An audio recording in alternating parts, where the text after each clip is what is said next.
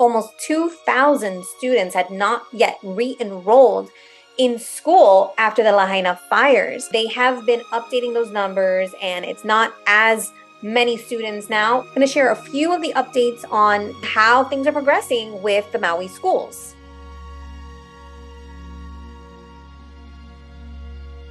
Hi everyone, Alex with Empowering Survivors, and like I said, this is a developing story, so I wanted to bring you some updates from Department of Education. Let's see what is happening with Maui schools. So before we dive in, if you haven't subscribed to my channel, I'd appreciate if you join Empowering Survivors community, where we're a supportive group who wants to be the voice for missing persons, survivors, and others who don't have a voice.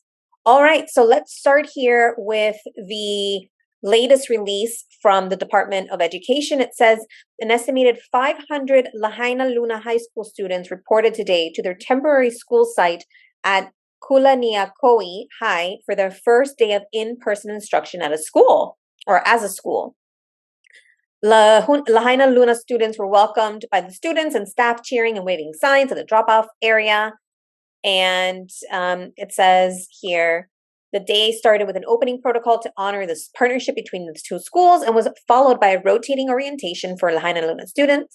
Students got their schedule to receive the campus tour, met with their homeroom teachers, and were offered in-kind gifts of snack bags and backpacks filled with school supplies and hygiene items. So remember, some of these students lost their backpacks, lost supplies, lost all sorts of things, and everything is expensive, right? So that's a really nice addition to give them backpacks with school supplies.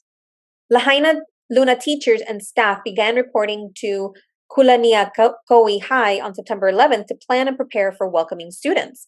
Staff were able to get acclimated to the new campus, set up their classrooms, and also receive training for student mental health support. Free bus transportation services for Lahaina Luna students and staff were provided from the Kapalua Airport and Whalers Village in West Maui and from War Memorial Gym in Wailuku. Due to increased student registrations for bus services, additional buses are being added to the route effective tomorrow, September 15th, which is today. So yesterday, the September 14th, was the first day of school for these Lahaina Luna High students. And today there's going to be some additional bus routes for the students. The school day ended with Lahaina Luna students uniting as one group to sing their alma mater, led by retired teacher Auntie Lori, who taught at Lahaina Luna for many decades. Students will begin their regular class schedules tomorrow. So that's today, September 15th. I think it's very important for students to be in physical learning because we have our classmates around, and it's just much easier when you have your friends, your classmates, and especially for what we went through, we can be together, said Lahaina Luna Junior Class President R.J. Arconado. So I went ahead and mapped the bus route to the high school, and it said that there was starting 2 stops in Kapalua Airport and in Whalers Village, and there was another one over here, but I think it was over here. But these are the 2 that are coming from West Maui. And one of the big criticisms with having the buses be an option for the students is that it was going to be a very, very long ride. You know, this is just, now remember, this is just a car, 46 minutes, it says. A bus probably takes way longer than that. And I don't know how many other stops, if there's any other stops that they're going to have. But the other thing, apart from taking a long time, they said there's oftentimes breakdowns or road closures on these highways. The other thing is that they're passing by Lahaina, so they might be seeing some of the destruction. So they're saying that this might be traumatic for the kids.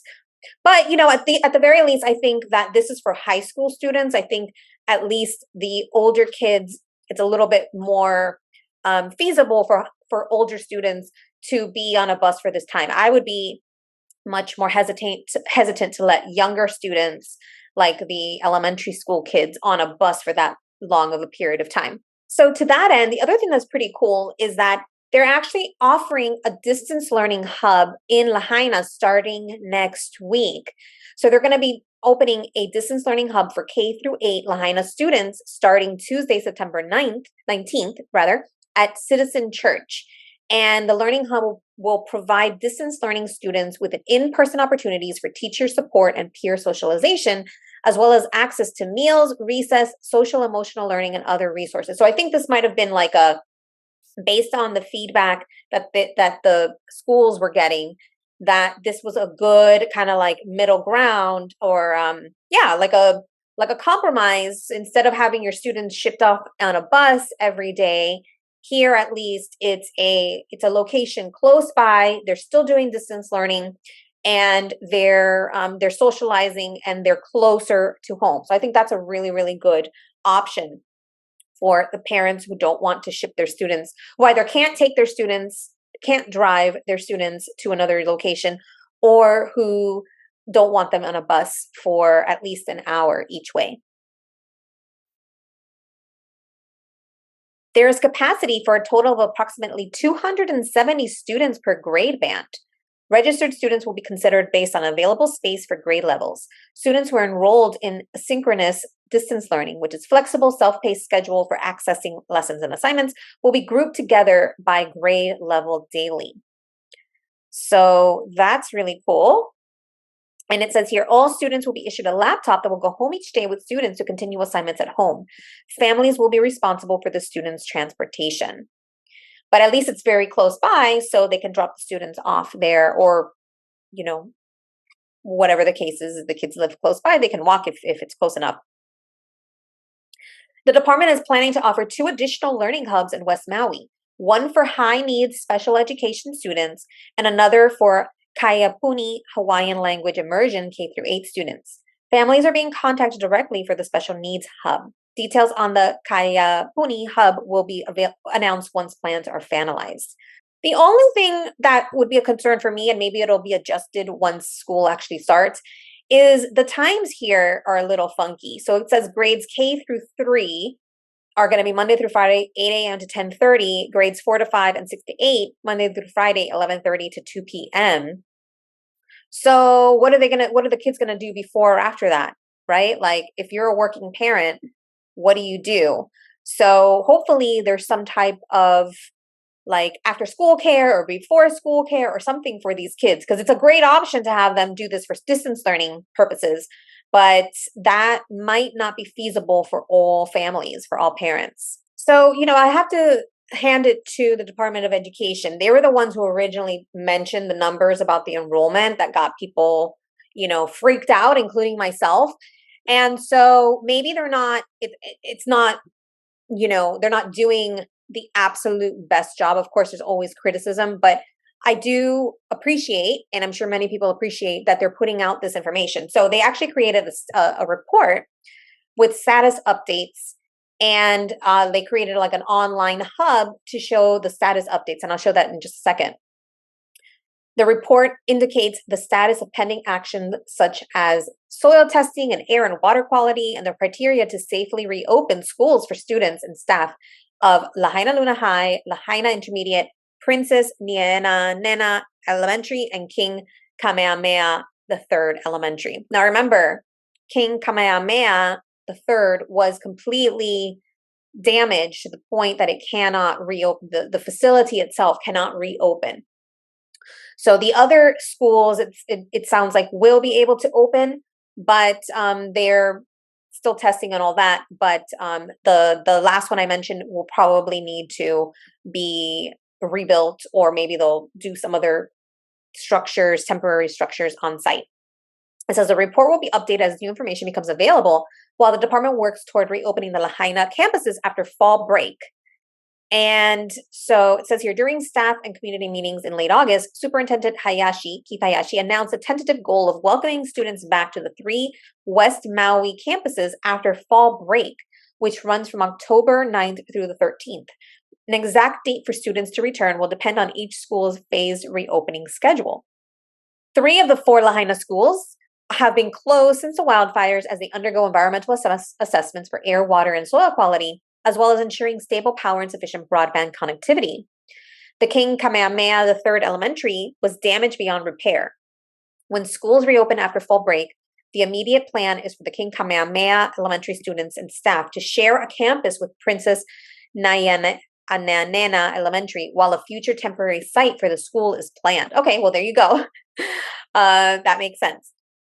In the meantime, the department has designated temporary schools for students to return to learning environments with their teachers and peers to help facilitate the healing process and restore some sense of normalcy as we await clearance for the Lahaina campuses to open. As of September 13th, more than 800 displaced and impact students have re-enrolled in other public schools. The department is providing free bus service for impacted elementary and intermediate students from Lahaina to attend designated schools in Central and South Maui. In-person learning hubs are also being rolled out, which I just referenced. A distance learning hub for K through 8 Lahaina students will be welcoming students September 19th, which I just mentioned. So here is what this looks like. Now here, I'll start here from the top here. It says, although it doesn't give any updated numbers, it does say the department is closely tracking students as they continue to re-enroll in other options, including other Department of Education schools or distance learning programs, charter schools, private schools, or withdraw to homeschools or relocate out of state. So the last number that I got, there were still approximately 1,200 students that had not re-enrolled, which is about 40% of the students. But that was a week ago. So actually probably over a week ago. So that information has probably been updated, and I'm waiting to see what the new numbers are, because that turned out to be about 40% of students had not re-enrolled. And that, I believe, is still a pretty high number, where, we want to know how those students are being accounted for, right? Or if there are plans, maybe they've withdrawn for a little bit of time, but they're planning to be back in school by a certain time. So I think that was what was concerning, is not having those students be accounted for. Now, the campus status here, the legend is green is completed, yellow is in progress, and red is pending partner agency action. So it talks about, I guess, the air quality testing has been completed. There's testing for water quality, soil testing, cleaning of indoor spaces, facilities. The power has been stabilized, and I guess it says restored power transmission to 3 schools. Keeping in mind that that 4th school was damaged beyond repair, so that building will probably be demolished. Internet, telephones, student and staff health and well-being. So they're doing some procedures for health and safety, occupational safety, that's in progress. Support for students' mental health and well-being, that's in progress. Support for employees' mental health and well-being, they're developing plans and training, those are in progress. Procedures for health and safety is in progress. And then the King Kamehameha, the 3rd elementary, it says here, ensure options are provided for students from the school to attend school in Lahaina. And then initially, the students from that school will meet at the other elementary school, and then a temporary pop-up classrooms are being installed at the other elementary to increase capacity. The Department of Education is exploring potential sites for a temporary school site in West Maui. So maybe, like I said a little bit earlier, maybe the temporary site won't be on the King Kamehameha site for a variety of different reasons. One may be soil quality, water quality, air quality. All those things might be not suitable for the students, but it looks like they are finding some different options for temporary school sites. So whether it was because of the criticism or whether they're just lighting a fire under their behinds, the Department of Education seems to be definitely working on these solutions for students. And I really look forward to next seeing that update in the students that are enrolled and those that are unaccounted for or not enrolled in schools, because that number is still in question. And the numbers of the missing people and those who died and have not been identified is still out there. And we're not quite sure what the actual numbers are. So are there some students that overlap, those unaccounted for students? Are there numbers of students that overlap with those that are missing or who died sadly and have not been identified? We don't know yet. And I think that is an important discussion for all of us. And at the very least, I appreciate, like I said earlier, that they're being more transparent in giving out this information. Like I said earlier, the fact that the department even put out that original number that got a lot of criticism about the number of students unaccounted for, that number got a lot of criticism for the schools and for the government, right? Like, where are these people? Where are these children? And so the fact that they're putting out this information, continuing to put out this information, I think is good, is positive. And I do see that trend is continuing in a positive direction. So we'll continue to put pressure. We'll continue to ask questions. We'll continue to see. Fortunately, there are also media and reporters who are continuing to ask the questions. So let's see what additional answers we get soon. I'll continue to bring you updates on this developing story. If you haven't yet subscribed to my channel, please do, so that you get up to date on those updates, as well as just being part of a community of supportive, compassionate individuals who want to be that support for missing persons, survivors, and others who don't have a voice. I'd love to hear what your thoughts are in the comments. Hit the thumbs up if you haven't yet. Help me and the channel. And with that, stay safe, stay thriving, trust your intuition, and make sure to keep it empowering. Bye for now. Don't forget to like, subscribe, and hit the bell button for notifications. Thank you.